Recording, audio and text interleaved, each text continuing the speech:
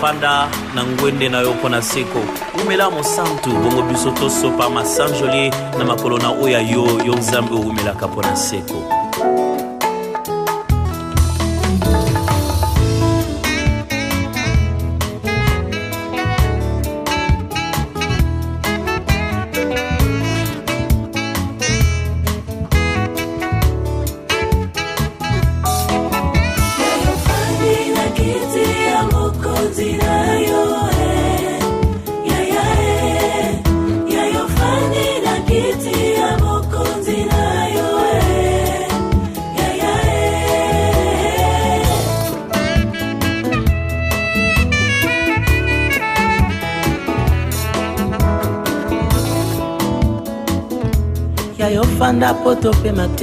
Voilà, amis téléspectateurs, bonjour, bonsoir et bienvenue à ce énième numéro de cette émission Jeu 24 qui aujourd'hui a l'honneur, a le réel plaisir de recevoir le porte-parole de cette grande ONG Jeu 24.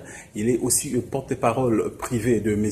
Jean-Marie Loukoulasi qui est le président fondateur de cette association, cette ONG Jeu 24. Et avec lui, nous allons parler de Jeu 24. Et avec lui, il va devoir répondre à toutes vos questions, préoccupations, évidemment, à travers cette émission. Il est déjà sur ce plateau. Il s'agit bel et bien de messieurs, de notre bien-aimé messieurs Jimmy Bokouli. Et avec lui, nous allons parler de Jeu 24, de l'amour, honnêteté, partage, qui est le devise de cette grande ONG Jeu 24. Il est avec nous. Bonjour et bonsoir, monsieur Jimmy.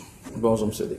Comment vous allez? Ça va bien, vous-même? Vous êtes le porte-parole d'abord de monsieur Jean-Marie Loukoulasi, qui est le fondateur de Jeu 24, et aussi porte-parole de cette grande ONG Jeu 24. Expliquez-nous un peu, d'entre deux, quel est votre rôle porte-parole, mais qu'est-ce que vous faites concrètement au sein de cette grande ONG? Mon rôle est essentiellement un rôle de communication. Oui. C'est-à-dire sur toutes les actions de M. Loukoulasi et de l'ONG G24. Désormais, je serai le visage qu'on verra le plus souvent. M. Loukoulasi a jugé qu'il fallait mieux que quelqu'un le fasse à sa place. Parce que d'habitude, c'était lui qui faisait tout, qui passait le plus à la télé. Mais lui, ainsi que le coordonnateur, ils ont décidé de me nommer moi en tant que porte-parole du mouvement. Voilà, lui et son équipe, ils ont décidé de vous donner cette lourde charge, cette lourde, comme je l'ai dit, et grande tâche. Comment comptez-vous réussir, s'il faut donner ainsi, réussir cette mission si grande par rapport à cette tâche qu'on vous a donnée, cette grande équipe, M. Jean-Marie et puis ses conseillers? Le G24 est une organisation qui a commencé depuis 2010. Et donc, je me baserai sur l'expérience de M. Loukoulasi, du coordonnateur, ainsi que de toute la grande équipe dirigeante du G24 pour pouvoir mener cette mission à bien.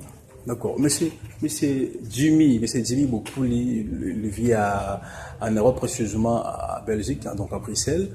Jeune, vous avez beaucoup de choses à faire. Vous êtes dans pas mal d'occupations au niveau de l'Europe. Mais qu'est-ce qui vous a tué ou qu'est-ce qui vous a motivé pour pouvoir accepter cette tâche? C'était quoi? Ce qui m'a motivé avant tout, c'est l'esprit par lequel est fondé le G24. L'esprit de partage, d'amour et d'honnêteté. Étant donné que je partageais les mêmes valeurs que M. Loukoulasi ainsi que le G24, il était donc normal pour moi d'intégrer cette ONG et d'apporter aussi ma pierre à l'édifice. Mais c'est Jimmy, dans la 4e émission Jeu 24, oui, et on met déjà, au lobby à moi, peut-être partage, est-ce qu'il y a des kakayo ou bien te belé à niveau Europe? Ndimba Moussala Jeu 24, ou bien ça yo quand na te belé au Yondi. Non, Moussala Jeu 24 Ndimba mi partout. Parce que voilà mou ils ont école ils ont rappé na acheté. Mouto ça voilà mou bien tout Ndimba. Donc ils ont la diaspora, tout trois Ndimba, Moussala Jean-Marie Loukoulasi au sala yena Jeu 24. Déjà le fait que ngai c'est quand même mon diaspora. Le fait que naie il a accepté que totiki, il a ici que tout ça il m'a beaucoup. Pour akoba c'est okoba na musala na ngai na bandi baninga mususu pe bakolanda.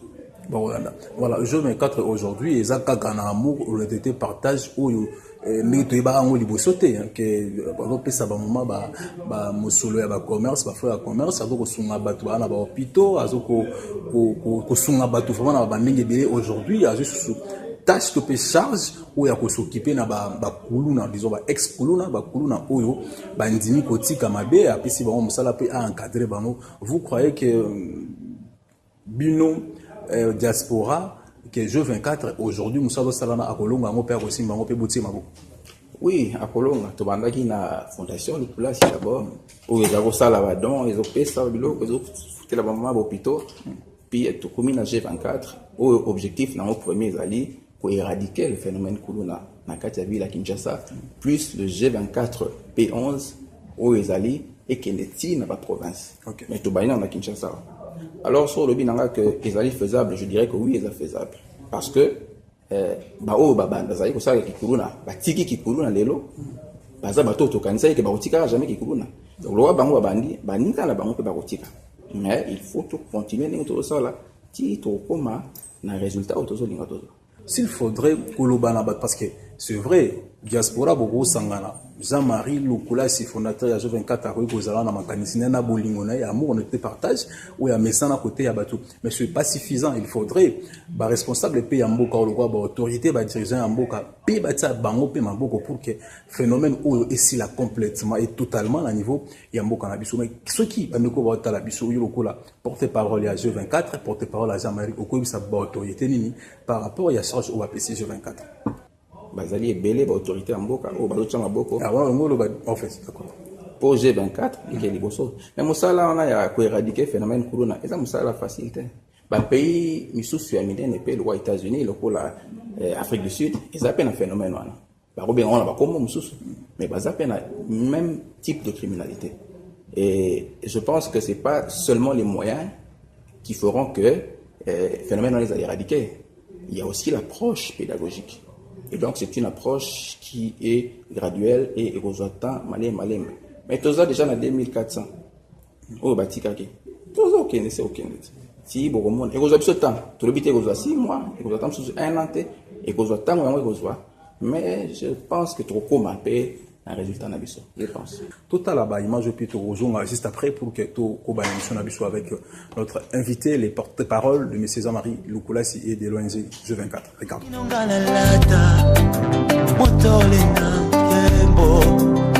Simbangalo boko, teletondi banzube dawe, inongala lata, motole nangemo. Merci pour permettre un temps où vous allez mettre un temps et à circonstances. To sengi na yo kolo o bana na biso salo na biso kola alpha. O demere na biso lokola Emmanuel o suka na biso lokola omega. O nyonso etanga na biso na mabe papa tsonga na malamu. Molimo ya compréhension, molimo ba faiblesse, molimo ya ba discussion, molimo ezanga tina ezala musika na biso na kombo na Yesu Christ. Papa, c'est vous qui nous avez donné le pouvoir de marcher sur tout esprit du mal. Au nom de Jésus, la télémélie molimo sur ma bé, on va contrer biso molimo va porter molimo va tout un molimo va accident et la musique la biso je les renvoie au lieu Zari au nom de Jésus Christ au biso so. Merci Seigneur Jésus Christ. Merci Seigneur Jésus. Ma beaucoup pour la Jésus.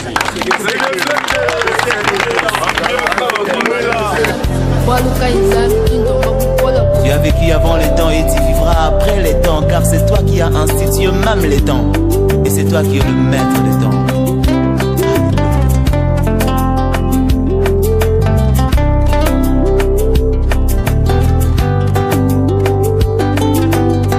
Kolo, Swakamoto Pamba, Otombolie, Namiso Banguna Naye, Zambe Nangai. Kopesanga mokongo teo okangelanga motema teo nazala posa na yo kolo na ngai kozwaka moto pamba ye yawe otomboli ye na miso ya banguna na ye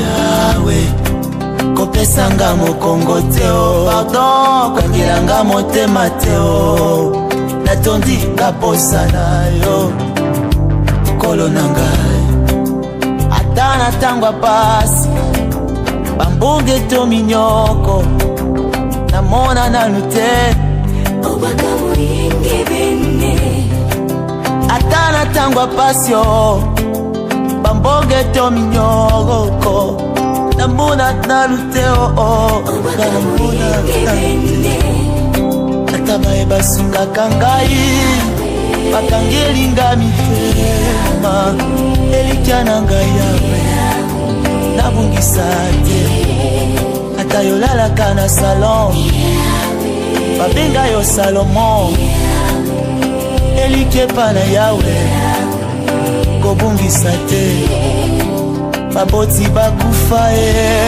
yaya nani asalisa yo elikepa na yawe kobungisa te simba lobo. Parce que ça va image au cas où tu kangaki et pour ça qui ont accepté tout ce que je 24 ans ça là ou bien oyebani na yemoko le président fondateur de Koza Marie Bandaka là oyebi ninga zalaka ya ngoni obi le quoi force présentateur mo ebendio.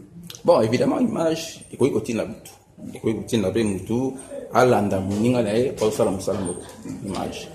Mais il faut dire aussi que Sangwa Jean-Marie Nicolas si na Paris ou ya sala qui na Paris na société nae il y a sécurité. Je pense que etika qui va Congo les belé. Alors tant que je kanisi ya kozonga na Kinshasa, pe ya sala ou ya sala qui na mitila poto awa mboka nae, on ne pouvait que le suivre. Ndeko moko dali président il y a province au pays président il y a bandundu coordonnateur plutôt coordonnateur il y a une bandundu atika kibiso comme d'autres on a eu la mort dans le Mali lobby samedi intérimaire dimanche un petit message à repasser par les membres de la République la biso au Bali départ le monde dans Angola dans Banzangungu à Kinshasa il faut représenter le président fondateur. D'abord Toko Bandana nous avons présenté encore une fois condoléances na biso na famille na Mobimba la veuve na orphelin parce que Wakufi est le coordonnateur. Il y a G24 on a bandundu. Ndenge yemoko ndeko Jean-Marie Nicolas Salobaki, ou yaza na moyen ya koya, aya tous les lisa veuves, tous les lisa orphelins, tout kende okunda ndeko na biso, ou atiki biso. Wana maona mitema. Mais alinga ki musala oyo beto okobana. Biloko ni esalaki bino pour que objectif na bino esuka to ezala wana.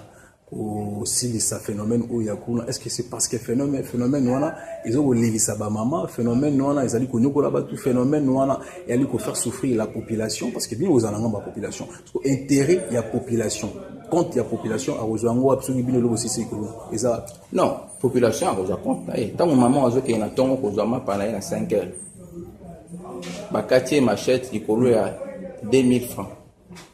Population zolela parce que matanga yokota ndako moko matanga yokota na libota moko na avenue moko et les gens se sentent en insécurité même moto bakata kité même moto balabala na te matanga koyoka sang ke bakata ki maman moko machette ikola 3000 francs akuti insécurité alingaka bima na 5 heures na société ma police zongo la tante zongo na retard et bato banga okene misala bato autaki place musu supposo nganda ko zo banga po akuna ko. Donc je pense que avant que ce soit économique, mais c'est avant tout psychologique. C'est-à-dire que nous devons se sentir à l'aise, ceux qui coulent ici dans la ville de Kinshasa. Et donc, étant nous de la population et dans la population, eh ben nous disons, ce phénomène doit s'arrêter et il s'arrêtera. Ndeko Jean-Marie, dans l'émission précédente, après ça, il y a des canissimonko. Et il y a madame Nana, il y a ceux qui, bino, pe na niveau pour tout, il y a des canissimonko. Alors, bah, qui non, à proposer qui a souhaité que c'est juste une demande sur les possibilités que le gouvernement a mise en place à Wakalate ba pesa ba tonga ba hôpitaux donc c'est-à-dire ba ndako disons ba centre ba tongi yango ba tiki yango vide et ba diaspora à chaque commune mais on prend na Kasavubu toujours on prend le ba na kauka pe bati parce que ba na poto ya kauka bango moko ba za charge ya ko équiper plutôt ba hôpitaux na bango wana et en fin de compte ils a la moindre coût dans na ko moko amki ça soit les lois à la sur $10 pour un traitement et quitter ça vraiment jusqu'au rabais ils arrivent à attendre $1.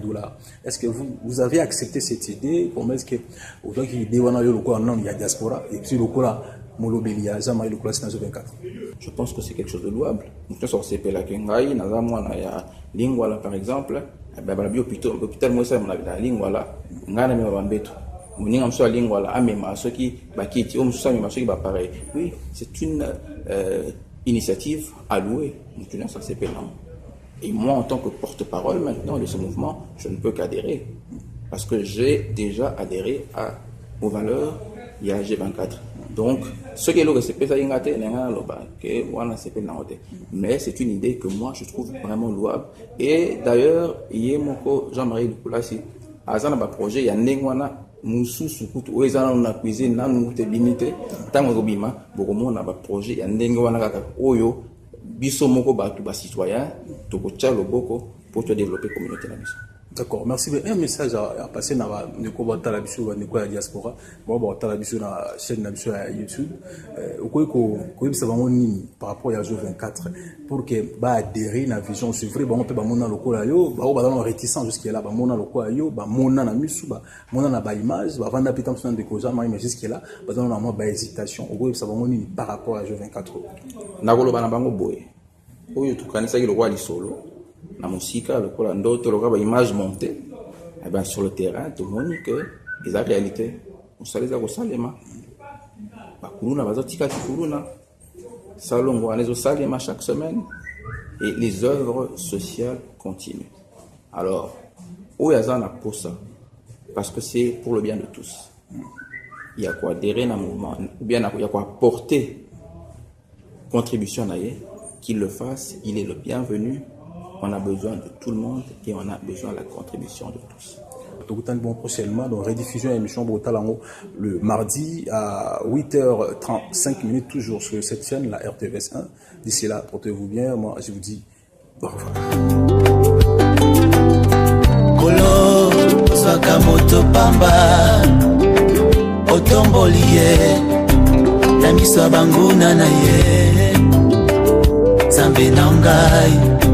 Kopesanga mokongo teo okangelanga motema teo nazala posa na yo kolo na ngai kozwaka moto pamba ye yawe otomboli ye na miso ya banguna na ye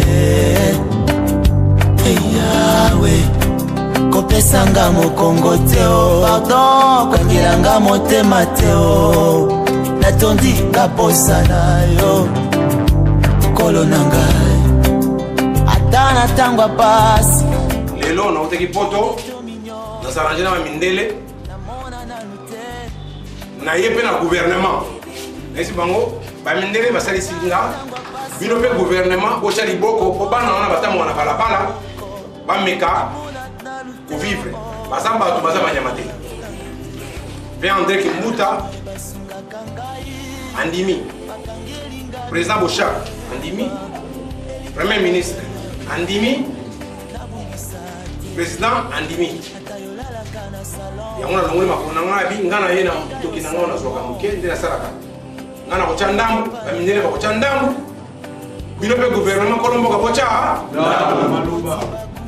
Andimi. Nasi bango, il faut tout ça la centre moko ya rééducation.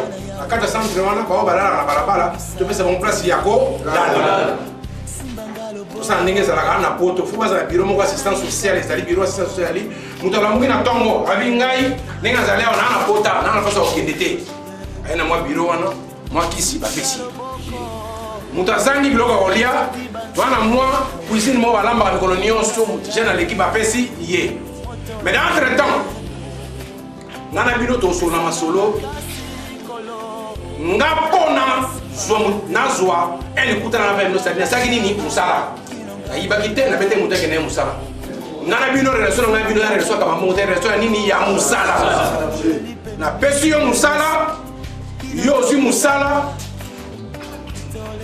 na suka sanza ba pesi yo mbongo na yo musala biso za pasité musala ka salon na semaine mbala moko pamba on muka 6 na tongo to banisa longo papa c'est comme midi au chokati chaque samedi même colonion son nzamba sala to comme ko ba médiateur exini tolingi mutu akata mutu machete te tolingi mutu aboma moninga na ye te po ndenge yo fandi wana soki bakati lekino machete eza malamu bakati mama na machete oza malamu baviole ndeko na ye koza malamu donc ntango yo toviole mona bato yokanisi bukomesa moni yo te yokanisi polisi amoni yo te nzambe azokomona ye nga mpona nga koyiba na ntiango na cadre ya nzala me kokata bato machete koviole mutu eza nzala te eza esprit mabe eza démoniaque donc ntango yo ozwi machete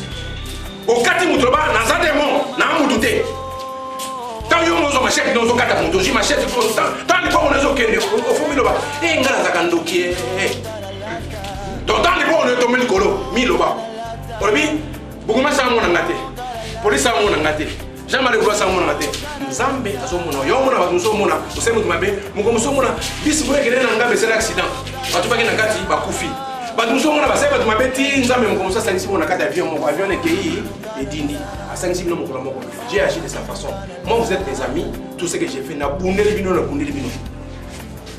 to banda ko to bandia wa to kende ti chaque bino basala musala malamu bino bonga bokoma bamena te bakata suba machete na quartier na bino te bakata bando bamino machete te bomoni machete bokata ka yete ya dans sura tango la pemena ye bokata yete ya dans munduki pemena ye bokata ndeko na yo ndeko na ye ndeko na quartier bokata na bino bokata na bino bokata mi consité bokata ka bato position te bokata ka majorité te bokata na bino c'est tomi bomma na ngana mona kauka moninga mona kauka nazaka surveillant école qui mangoni surveillant na kana banga naka surveillant ngai nazaka pompiste ngane bomo nga tata nanga bima passion na 80 ale commandant ya mason na trafala na kauka na yebi ndenge na bakartier ko sanga toilette na yebi ofani na toilette na wese tonda na fanda ndenge wana na kauka na yebi ndenge passe ezalaka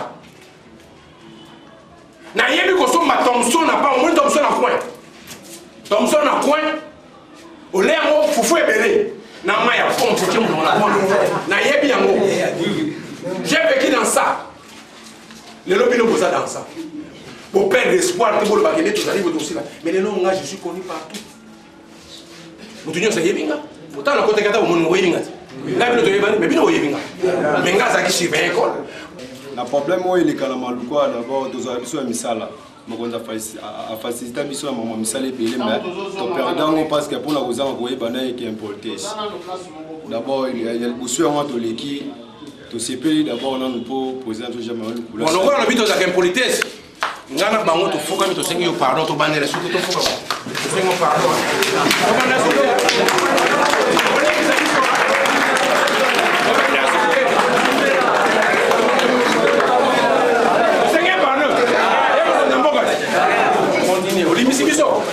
ok la négociation ya mibale c'est ma carte pour toyoka amena biso na d'abord no musala biso ba jeune donc to chômer tout na malu yango et faciliter biso pour to simba licheti to sama mobulu mako ganga ni ma musala mete mane musala ye botisibe makasi po o tikalo ko yoka suite ke bakangi mona malu ko ba simba licheti aki aibi asali buiti to sepe makasi donc troisièmement to musala mo yaka na malu ko ko bopeto et yaki mais to perdre que mon makasi to perdre makasi pour oyo to ko perdre yango te o sikone la bo on est ça on a de Jésus ça le to perdre yango te po bino to fuka vite ah mo bulu esili mo to perdre yango te to garder mo parce que chaque semaine to sala centre ko sala bo no mo na chaque temps awa bon to no benga so ça problème to benga na pe no téléphone nga direct et sonner na sur bon mo so ya donc kongo na nga bo semi mongo Cédric on est colonel mo c'est na zamongo ah ya mo na tozali mpena badelega mpena makasi mokonzi abandai kotelemelaka biso lere moko boye nyonso to wana ezali kaka mpona mamba kozangaka bandisala oyo mais lokola initiative oyo eye ONG oyo eye tolalisi macheti na se tosala lisusu mobulu moko te nsima na bino nga kutu na quartier na nga te groupe ezaka ofele so namoni ka mutu na macheti bayebi nga kutu rugido na bombe yango nalandaka na suiva nzela ya kisalo ndenge eye ntina suka tolandaka matanga nzoko kolo zwaka moto pamba otomboli ye na miso ya banguna na ye nzambe na ngai kopesanga mokongo teo kokangelanga motema teo naza na posa na yo kolo na ngai ozwaka moto pamba ye yawe otomboli ye na miso ya banguna na ye yawe kopesanga mokongo teo pardon kokangelanga motema teo natondi kaposa na yo kolo na ngai ata na ntango ya pasi bambonge to minyoko namona nanu te obaka moyenge bene ata na ntango ya pasi o bambonge to minyoko namona nanu te obaka moyenge bene ata baye basungaka ngai bakangelinga mitema elikya na ngai yawe nabungisa te fanda na ngwende na yo mpona seko umela mosantu bongo biso tosopa masanjoli na makolo na oyo yo nzambe oumelaka mpona seko.